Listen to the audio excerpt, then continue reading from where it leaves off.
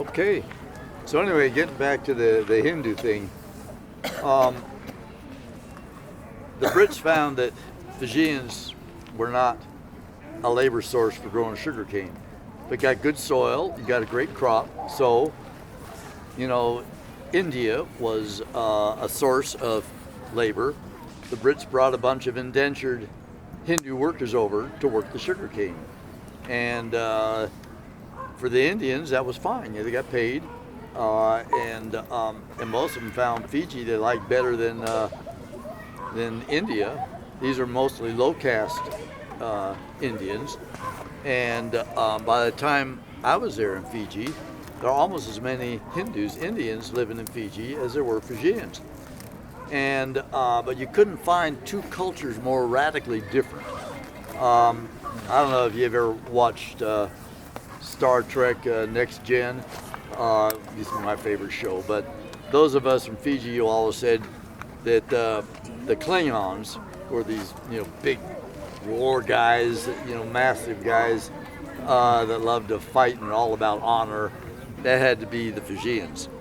And the Ferengi, the little sly businessmen, those were the Hindus.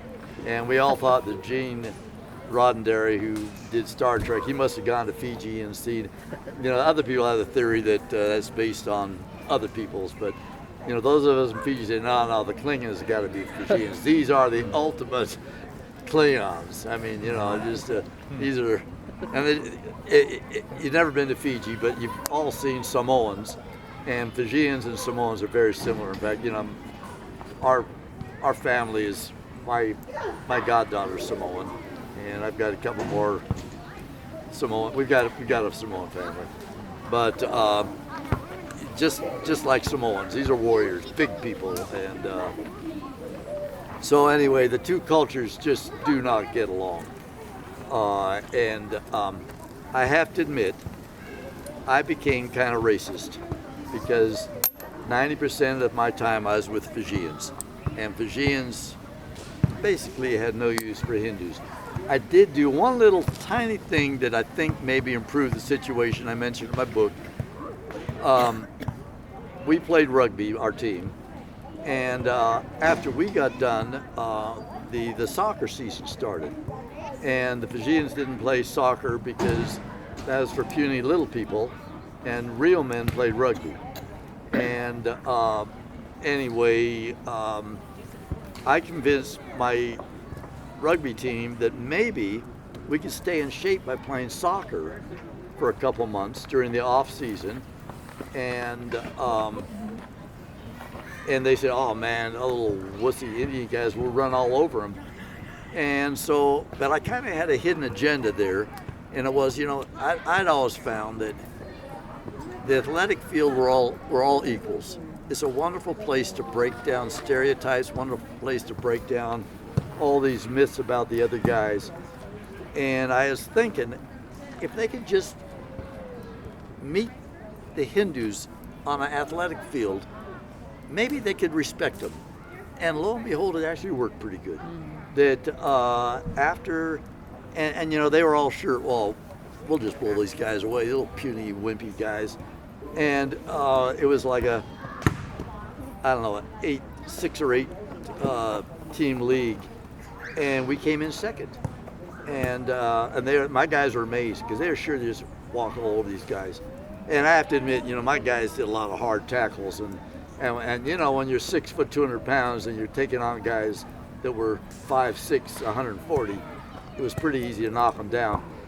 And of course they get whistled a lot, and they didn't appreciate that because they're all cheating to try to help the Hindus. But it was cool because they started respecting them as athletes, as individuals. And by the time the season was over, most of my guys said, there's some pretty good athletes there. And these are people. And I thought, wow, I hit a home run here. I actually got my guys starting to think that there's some decent Hindus out there. So anyway, but yeah, it's a very racist country. And I have to admit, I kind of became, Yangona around, and on the cover of my book is guys drinking Yangona there around the grog bowl, and everything in Fiji seems to revolve around drinking Yagona. There was no television, of course, when I was there. And every night there'd be a Yagona party, and we'd be telling stories and drinking Yagona. And the number one item was, what are we going to do with the Hindus? And we could put them all on a boat and send them back to India. We could all put them on a boat and sink it. It's just all sorts of great ways to solve the Hindu problem. But the bottom line always was, let's get them out of our country. They have no business doing it here. But bottom line is, they were there. And a messy situation created by colonialism. The Brits. But, the Brits weren't interested in us having a nice balanced culture here, or a nice balanced society. Let's make some money. And if Fijians won't work in the cane fields, let's find somebody who will. What did the Fijians do? It's subsistence. It was basically subsistence. You fished, and like I say, the men fished and hunted, and the women grew the crops. And it was very much subsistence. And, by the time the Indians have been there a while, all the business type jobs are run by Indians, and the taxis are run by Indians, and anything except for the hunting and the fishing and playing rugby done by the Indians. And although Fijians is interesting, the Fijians, of course, natural warriors, and the Fiji military probably sends more people to the United Nations, and you get paid for that, on peacekeeping missions than any, actually per capita, than any other nation in the world. But Fijians, they're warriors, and that's very, very honorable. It's very honorable to join the Fiji military forces. And so it's just like the old days. You hunt, you fish, you make war, and play rugby. But most of them, they don't join the military, they play rugby. And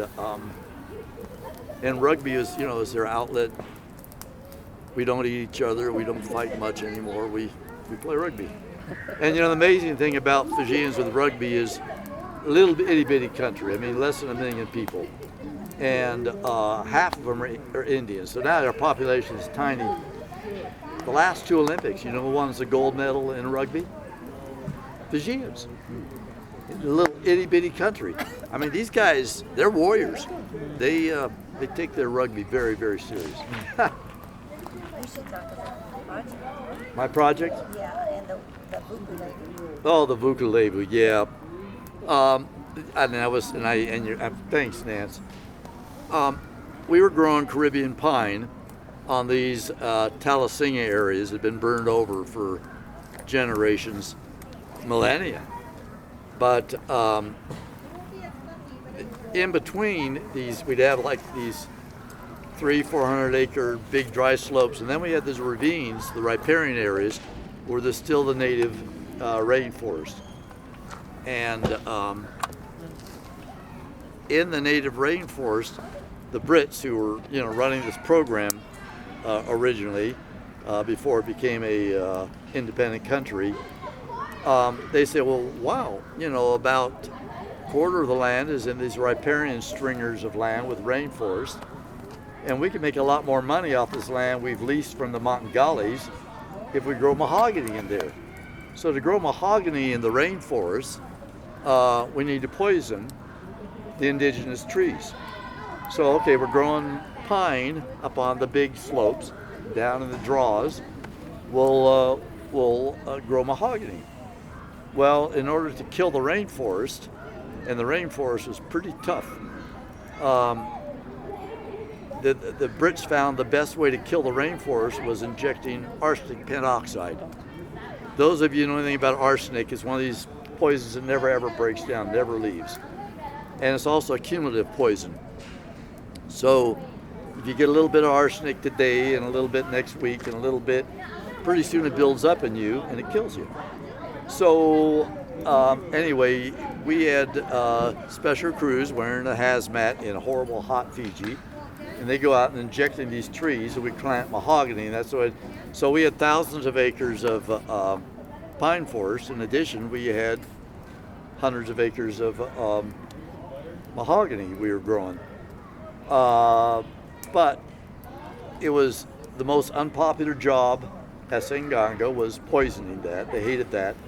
Plus, the Fijians really felt that they'd been snookered because they thought when they leased the lands, they would still get the rainforest to get their crops, to get the pigs, to get all the things that they needed for the village life was going to come out of the rainforest. And now the Brits were poisoning that, and that was really bad. And none of that was really dangerous. And before we could plant an area, we'd always do a controlled burn. So we would burn up, say we were going to plant 500 acres, 1,000 acres, whatever. We'd have some controlled burns. And I realized that we'd start these fires and they get to the riparian stringers, they go out. They just naturally go out because this very dense, very green, high humidity area, these stringers would not burn. And I started connecting the dots. I started realizing, you know what? Here we are, I was spending a lot of money with my fire crews because the Talasinga areas, fair enough, we plant pine in there, but just because you got pine doesn't mean these Talasinga areas weren't going to burn. And so we were spending a lot of money trying to protect these areas from the wildfires. And some of these fires were fires that Fijians had started nearby to chase pigs. And some of them, most indigenous people like to burn. I mean, that's just kind of part of indigenous culture, I think. So anyway, I had my crews all out trying to make sure we stopped the wildfires. And then I realized we had the most wonderful natural fire breaks in the world right there with our riparian forest, which were protecting our $1 million investment in Caribbean pine. And I thought, wow, we don't have to poison this. The smart thing, the economic thing, is to maintain these riparian stringers and protect the $1 million investment instead of making a few $100,000 more off mahogany. So anyway, my best friend in the Peace Corps was working for the management officer, and I said, Bill, you got to come over. I got to show you something. So I brought him over and I was showing him, and I brought him over on a day we were doing some controlled burning, and fires went out, hit the riparian. I said, this is wrong. We need to stop doing this. So Bill convinced his boss, who convinced that I got the conservative forest, came out. I showed him it going out, and this is what's going on. And in months, we stopped that program. We no longer were doing that. And my Fijian men, they all started calling me the Vukulevu. And I said, well, what does that mean? It means you're really smart. And I said, well, that's pretty cool. I'm the Vukulevu. And I didn't really realize exactly what Vukulevu meant until I was researching this book. And I started researching because I just, I learned my Fijian not from books, but from just my guys tell me what it means. So I thought Vukulevu means smart guy. That's not what it really means. When I researched it, the only place Vukulevu comes up is in things like the Bible, in spiritual writings, and it means someone who's divinely inspired. And wow, that, I had felt pretty good about being the Vukulevu because I was smart. Now I was feeling really good about the Vukulevu, and it was amazing because I had white skin, because I had a college education. My guys treated me with respect. But when I stopped poisoning the rainforest, it up to the next level. All of a sudden, my guys thought, this guy's cool. This guy did something really good, and that's why they started calling me the Vukulevu. And that was one of the most, to me, that made my whole Peace Corps experience worthwhile, was that turning around that experience of stopping the poisoning of the indigenous forest, which did so much good for that culture and for our Caribbean pine.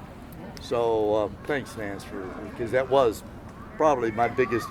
I had some pretty good things I thought I did in Fiji, but that had to be the biggest. How are those forests today? I've been back there a few times, and they are harvesting. They are making money. Senganga got a local mill. The bigger plantations on the Big Island, on Viti Levu, mostly going to pulp. and going to Japan and China. The pine programs are making good money for the Fiji government, and there's been a lot of private planting. I did private planting later in my career there. So yeah, I would say the Brits got it right, the British foresters, that Caribbean pine was a huge opportunity and has turned out well. And are they preserving their natural forests? Well, in Singanga, we stopped poisoning the indigenous bush. Uh-huh. The wet side, when I was there doing a lot of logging, and I haven't really kept track. I'm sure it's been heavily logged, and a lot of the areas they log, they do afterwards, after they log it, they do plant mahogany. There is good, sustainable forestry going on. But I think the home run has been the Caribbean pine as far as forestry. Do you want to tell them about the boat? Which one's that? The boat and the fish and the sharks? Yeah, this is interesting because this actually, I think the story you're thinking about is the one where I actually made a testimony for the Christian Science Journal. Oh, maybe everybody knows it. Some of you may have read my testimony, but like I said, almost every Saturday we'd go out, we'd go spearfishing, and we were out spearfishing one day and just having a great day. I mean, we were just spearing fish like crazy. Our boat was pretty small, and we'd been fishing for, I don't know, 4 or 5 hours, and we had hundreds and hundreds of pounds of fish.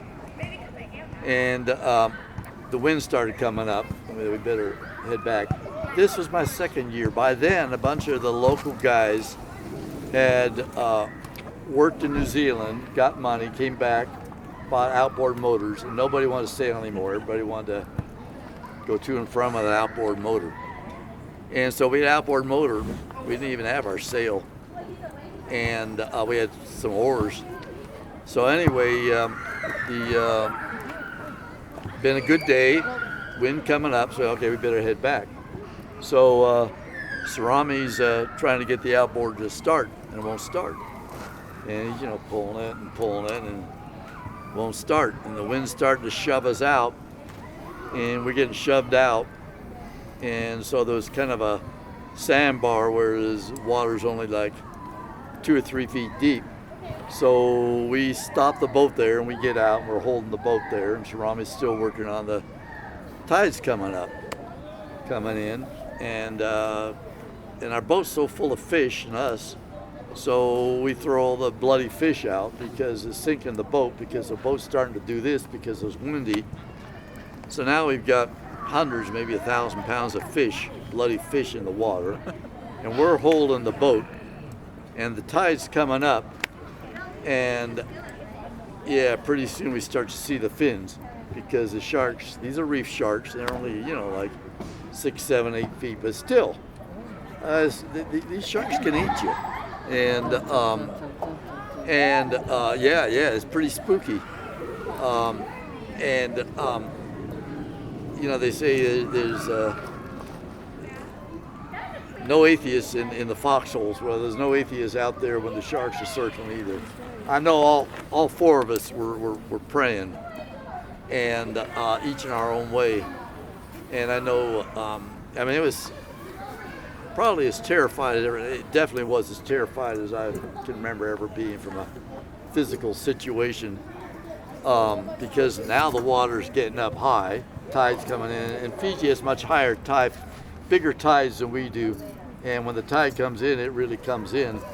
So now we're holding on to this boat, and we've thrown all the bloody fish in, but the sharks ain't going away, and they're circling us, and we're jabbing out with our spears with one hand and holding the boat with the other. And to me, it's the most amazing thing. And I was praying, oh man, God, show Sarami how to fix this motor. God, you gotta fix this. And finally, I think a lot of us have had these moments where let go and let God. And I just wholeheartedly, okay, Father, you got the answers. I don't know how you're gonna get me out of this, but I know I'm not gonna die. You're gonna do something. And I just totally turned it over to God. And then the most amazing thing I've ever seen in my life, the ocean went dead flat. I've spent a lot of time in the ocean. I've never seen it go from really boisterous, rocking and rolling to mirror flat. And we all looking at each other. Whoa, this is crazy cool. So we get in the boat, and now with no longer any waves, anything, we got like 4-inch clearance or so, and we have oars, and we just start paddling, and the ocean's dead flat, and we just paddle back to the village, and we get close, and there are sending boats out looking for us because everybody's afraid that something bad had happened, and one of the boats finds us, gives us a rope, tows us in, and one of the most beautiful things about this story was I went back to Korotumbu when, I don't know, the girls were what, about 8 and 10 or 10 and 12? Or, anyway, I brought Nance and our girls back to Fiji to show them where an important part of my life, and went down to Korotumbu, and Billy Levu was one of the guys in the boat along with Sarami. And Billy Levu sees me around and give me the big berry. Billy Levu, he's like 6'4", 300 pounds. That's why the Billy Levu means Big Bill.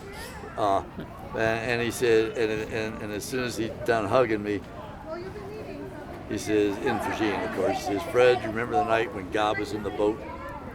And I said, "Bill, I've never forgot that. That was the most powerful thing that ever happened in my life."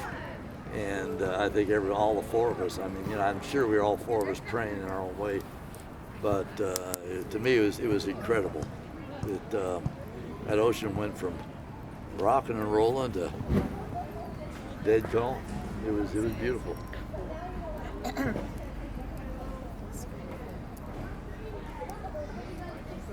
This is amazing, Fred. Thank you for sharing all of this. You bet. And And anybody wants to buy a book, You'll sign it. I'll sign them. And, if you already got your book, I'll sign them. And if you want to buy a book, we'll sell them to you for $15, or you can get them on Amazon. So, and you can get a Kindle book like Brad did. It has color pictures and more of them. Or you can get a paperback, and I can sell you a paperback right now, right here, for $15. So, if you have any more questions, go ahead, and Nance will take your money and sell you the books. Thanks, Fred. Thanks, Fred. Thank you.